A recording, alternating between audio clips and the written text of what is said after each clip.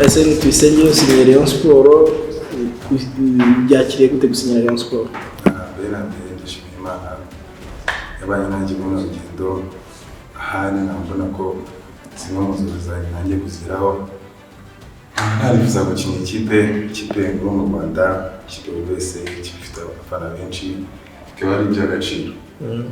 Bene ndashimira ababanye nanjye kandi nizeza abafana ba siporo na komite n'abagenzi banjye ko nje gutanga buri kimwe cyose mfite kugira ngo tugere ku ntego nziza. Nizeye kuzatanga buri kimwe cyose mfite, imbaraga zanjye zikoresha uko bikwiriye, aho ikipe izanira nkaba mpari, nkaba nizeje ko abafana nzabashimisha kandi hamwe n'Imana ko bizagenda neza. Umuntu uzi Tuyisenge Arsene n'utamuzi akanya Arsene akiniye position yishimira gukina he, ese ni uzakina ku buryo wumva ko wabakinnyi batanga umusaruro?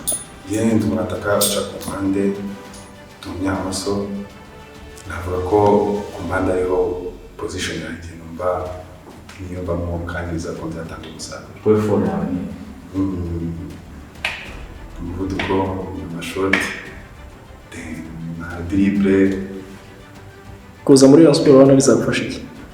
Kuza muri siporo bene bizamfasha kuba navuga ko ari intambwe ya mbere mu buzima bwanjye, isa nk'aho ari inkuru, ikaba bizamfasha no gukomeza kariyeri yanjye. Nifuza kuba nanatera imbere mu nzozi zanjye nkajya gukina aho nifuza twakwita ko ari heza. Iyi rero ikaba izambera inzira nziza yo kuba aho nagera ku nzozi zanjye. Papa yaguherekeje ni bisobanuye iki? Papa ni umubyeyi wanjye, aba nanjye mu buzima bwa buri munsi, agira inama. Navuga ko byayo byose uwo navuga ko wari wambaga hafi nahamage nabashe kuba navuga ko twagenda nari umubyeyi wanjye.